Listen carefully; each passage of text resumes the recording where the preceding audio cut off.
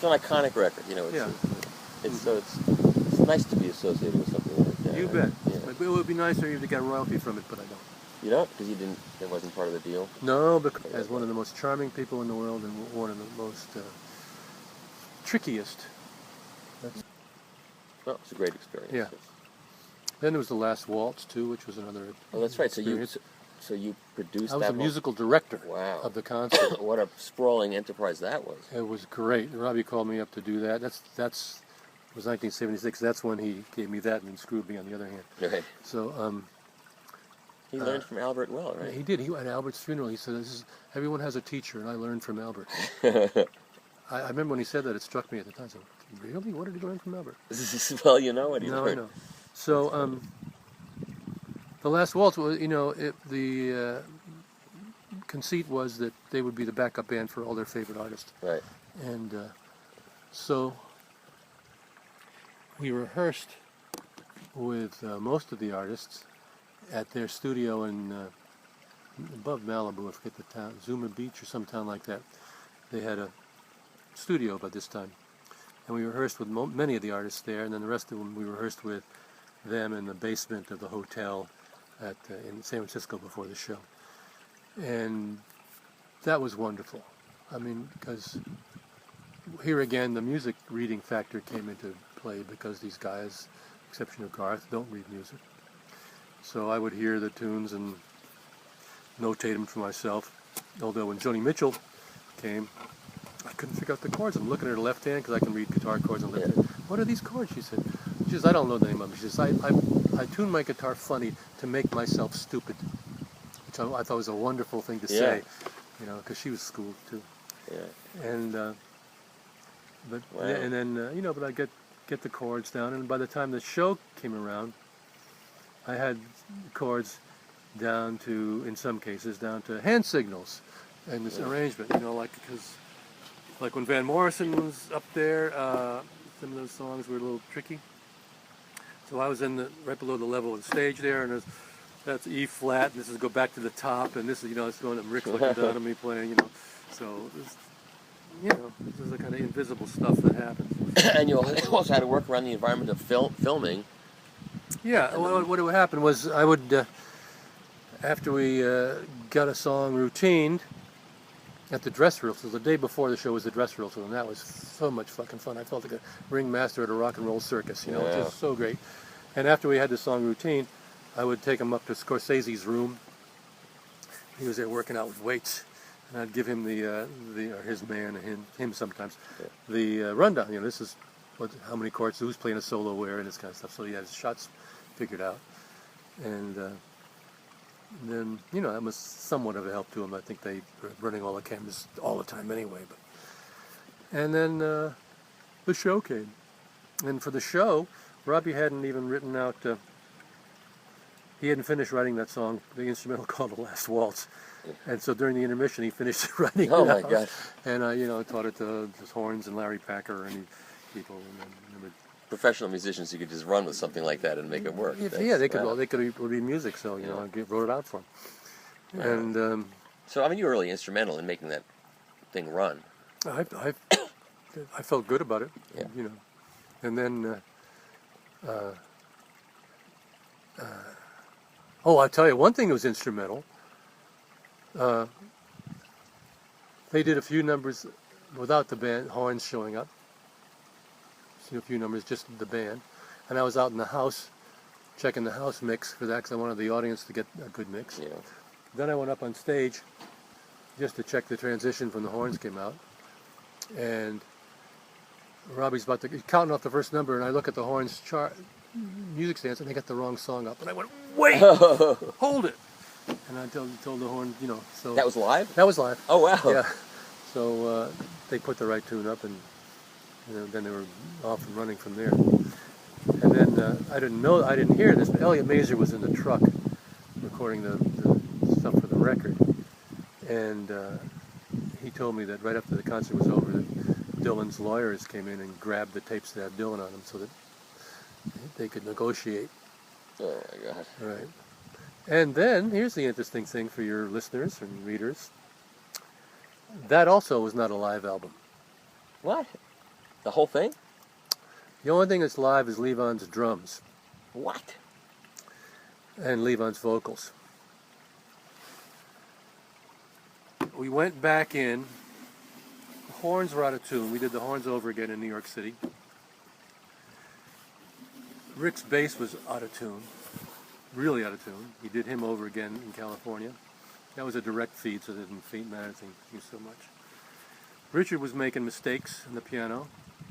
So Were they really bad mistakes that you couldn't just let it go because it was live? Well, I don't know. And what happened for the movie? Was this, I mean... It's all the new soundtrack. It's all, none of it's live. And Robbie wanted to do better guitar solos. And they all wanted to sing better vocals, except Levon would have nothing to, bless him, nothing to do with fixing this thing. He did it, and that was his part, and fun. His part was fun. Who was that? Levon. Oh, Levon. Yeah, well, his part was fun. So, but what happens when it's shown as a movie and they're playing different things than what they're... No, it's the same time code. Levon, the drums and the right, vocal that were was, there. But if you're doing a different guitar solo... They show his back, they cut away, yeah, they goes left, okay. they goes right hand, you know. Right.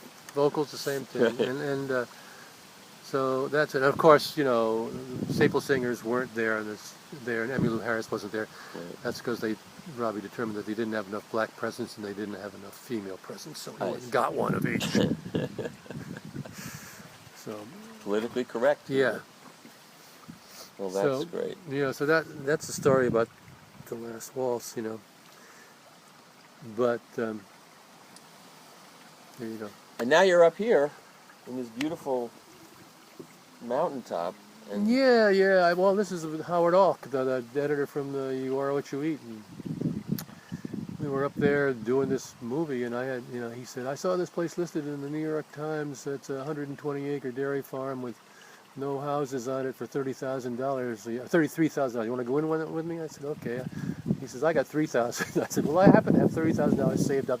That's all I had for my work at Columbia Records and the royalties. And so we sunk it into this place. But what an investment. And he and I had This is fantastic. falling out, and I bought him out his $3,000. And this right here was the cow barn. That was the horse barn.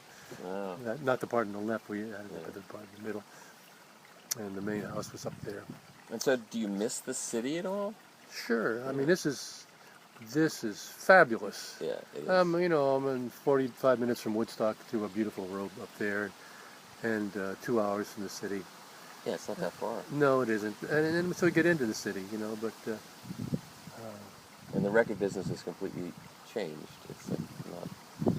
Yeah, well, I mean, I'm not only a record business person. There are lots of Right. other things. Like my wife and I wrote a play. It had its equity premiere 2 years ago. Oh, We're wow. trying to place that around now, and so we're into that. And you play every week at this club. I play every week. It's my jazz gym. I play it there every week and keep my chops up with my jazz trio. We play around a little bit more than that. And, I've gotten to the age now where I've gone through, over 60 winters in the Northeast. Yep. So we bought a little house in Florida, in the Florida Keys. And we have an agent down there who rents it out when we're not there, and we use it as an escape valve in the winter when it gets to be too cold. Yeah. And So life goes on. Because in the middle of winter, it's get pretty isolated up here, I'm sure. Yeah, I mean, sort of, it can be fun isolated for a while, but once you hit February, it's just, no, thank you. Yeah. And I'll see you in April. Like when you need something to eat, how far away is the supermarket?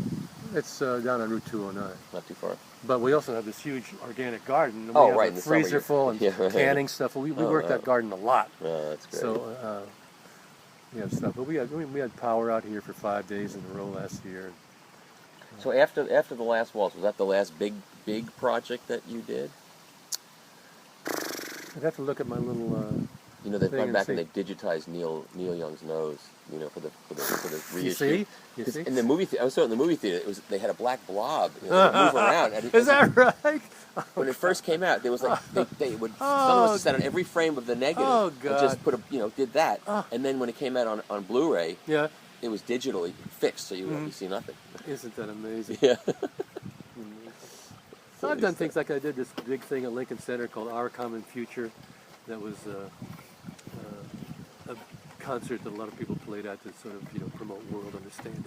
I mean, big things. Well, in it that didn't sense. work. You were not a I success know, at that. I was not a success at that, no. And I did a couple of ballets for Twyla Tharp, Oh, wow. and, you know, things come up. Not as much now, because, you know, the music's different, and I appear very old to people now, so I did quite a few Japan things, because at one point, I got a call from a friend in Woodstock saying there are 2 Japanese people nosing around Woodstock to see if you're still alive. That was a Oh, that's a nice feeling. yeah. And I said, At least they cared. I was glad to report that I was, and so I did.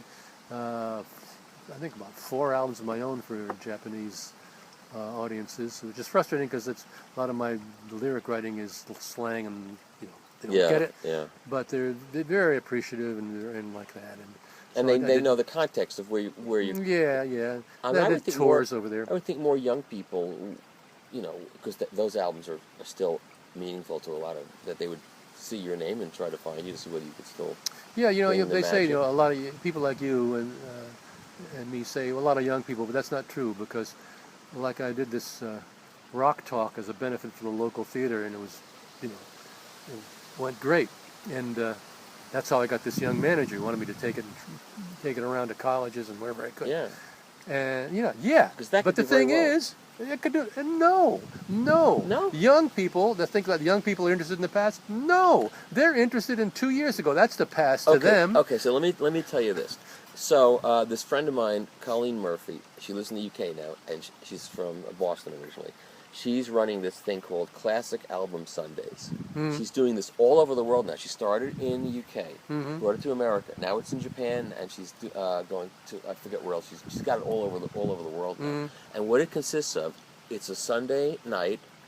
You come in there, and then she sets up a really good stereo, with records, in a nice club. All cell phones are off. You sit on the floor, and then someone comes out and presents the record. So, like, she did three sessions on a Sunday afternoon at the Red Bull Music Festival on the Bowery over the summer. So she had Nile Rodgers and Tony Visconti and Ken Scott, and they did Ziggy Stardust, Heroes, and Let's Dance, 3 Bowie albums. And each of those guys got up and presented the record as they, like what you would you know, for your experience. And full houses, all sold out, paid, sold out, young people. It's fantastic. New York City, yeah. And but they're all in Boston and New York. So Did she pay these people? I don't know. You mean you wouldn't just? No, I would not. Matter of fact, you are a beneficiary of a free interview. I get people asking me for interviews all the time. I will not do them unless I get paid. Well, I'm Too many people ask. I'm you know, flat. You're not flattered. See, I crave the attention.